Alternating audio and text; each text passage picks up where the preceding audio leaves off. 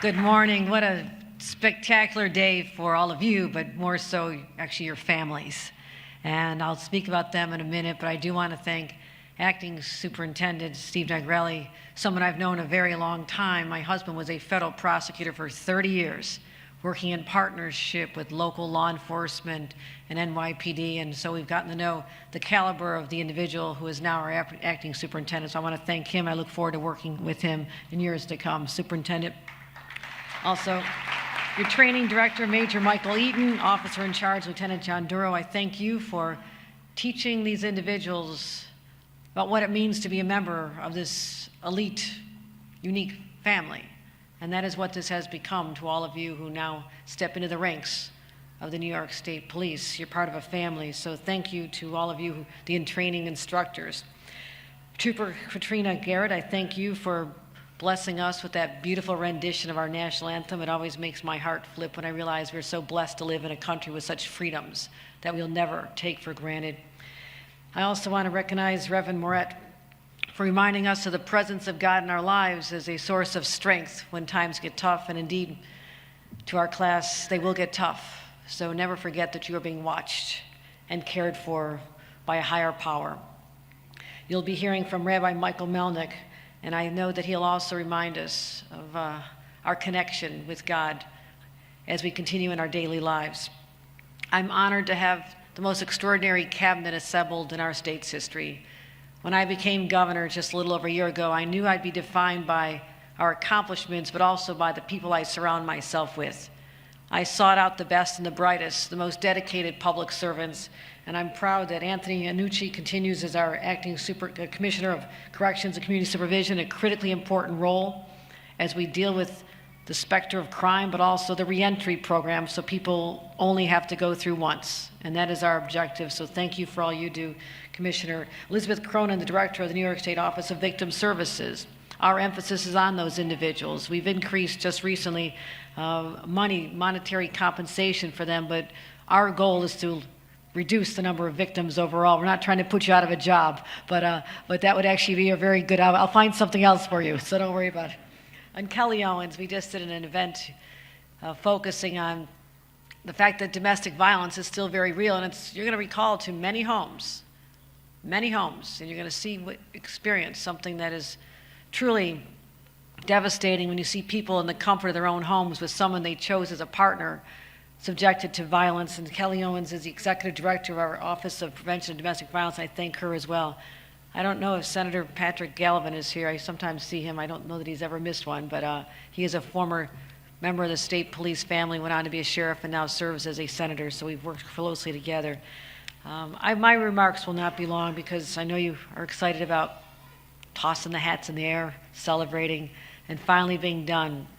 But I want you to know the significance of this day, and first of all, to your families. I know what you sacrificed.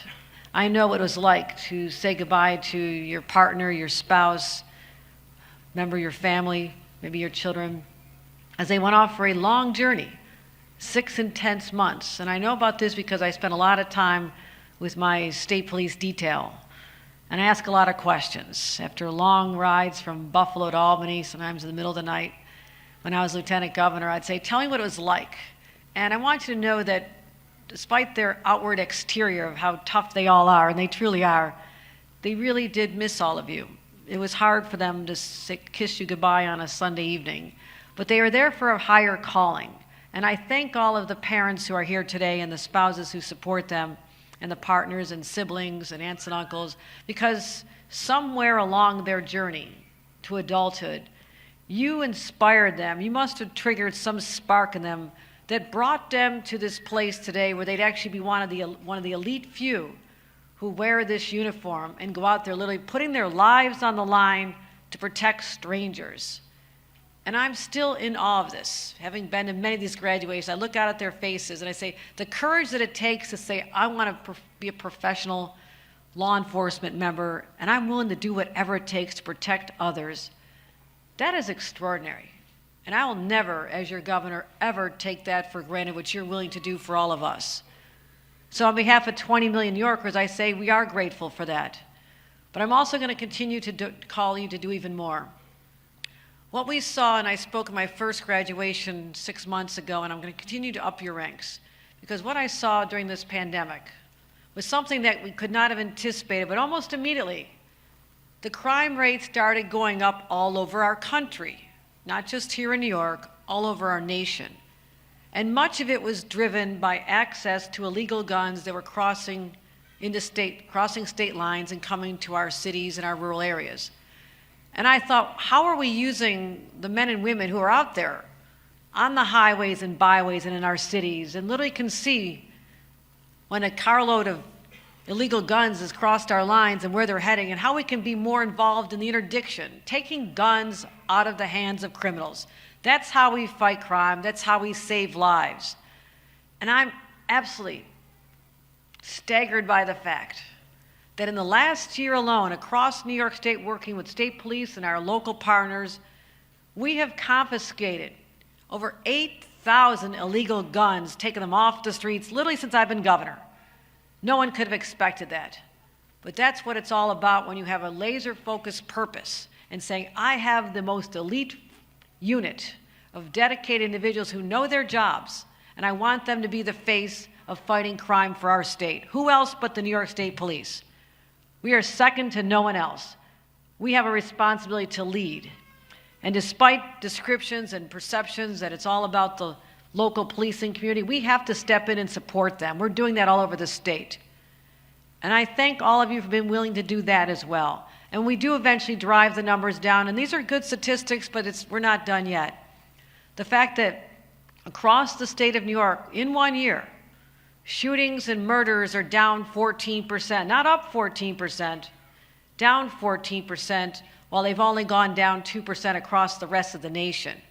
And we have areas of great success. City of Buffalo. I'm from Buffalo. I know there's a number of Western New Yorkers here. I read all about all of you. Go Bills. Sorry, Jets, Giants, everybody. Let's get them all together. Yankees while we're at it.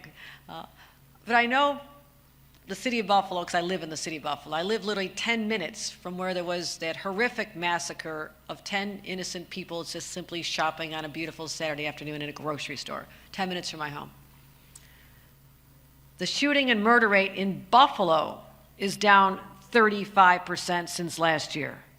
It is down 14% in the city of New York. It is down 18% on Long Island.